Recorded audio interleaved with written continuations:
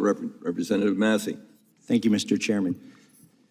Secretary Budigi, I've been driving an electric car for 10 years, and I've had solar panels for 15 years, and I'm really bullish on technology and the way it could help make our country energy independent or more energy independent. But I'm really alarmed at sort of the naivete of those who are promoting rapid adoption of these technologies with our existing infrastructure. President Biden signed a non-binding executive order stating that 50% of vehicles sold in the United States should be electric by 2030. Do you support that? Yes. And he also said that by 2035 that 100% of the federal government fleet should be electric. Do you support that? Yes. So which uses more electricity? We're talking about residential electricity here. A refrigerator when it's running or an electric car when it's charging in your garage? I would expect a car. Would you say it uses twice as much or 25 times as much? I would think closer to 25 times as much. Yeah. It's actually 50 at the instantaneous moment, but over the course of a year, if I take the numbers from the U.S. Department of Energy about the average household, how many vehicles they own and how far they drive, over the course of a year, an American household would use 25 times as much electricity for their electric car as they would for their refrigerator if they had 100% adoption. And the average family has 2 vehicles, and this would be if the average family had 2 electric vehicles. Do you think it would strain the grid if everybody plugged in 25 refrigerators in every household? Well, if we didn't make any upgrades to the grid, sure. I mean, if we had yesterday's grid with tomorrow's cars, it's not going to work. It's one of the reasons why we believe that infrastructure includes electrical infrastructure and argued for that to be included, as it thankfully was in the bipartisan law.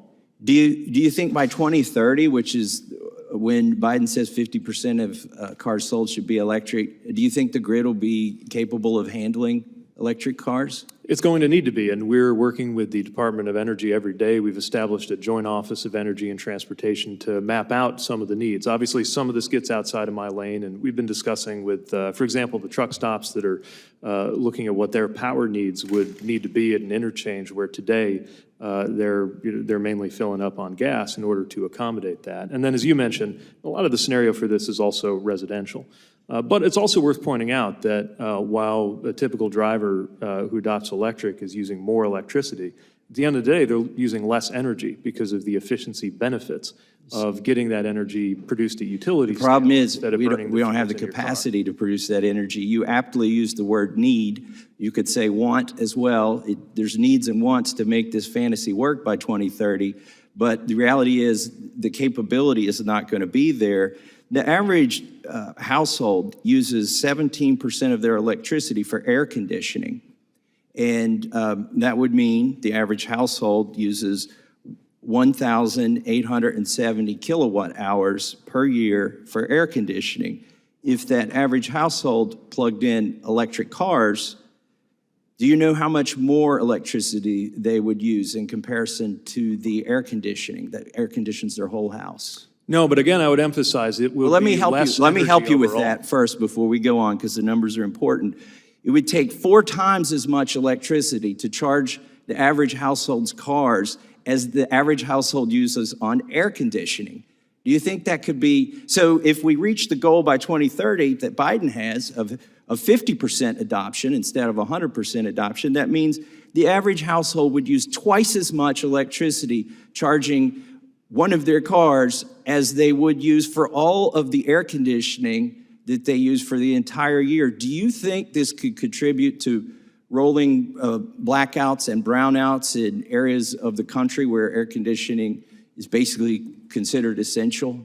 Not if we prepare. Look, the fact that people who have electric vehicles are going to use more electricity can't be a reason to give up. The idea that America is inferior to the other countries that have figured this out just doesn't sit well with us in administration, and that's why we're investing in a better grid. In the time that I have left, let me say, I'm not saying we shouldn't prepare. I told you at the beginning of this, I'm bullish on this technology, but the numbers and the rate of adoption has been developed using political science, not engineering. They're impractical, and if we blindly follow these goals that Biden has set out, it will cause pain and suffering for the middle class. And I yield back, Mr. Chairman. Thank the gentleman. Representative Johnson.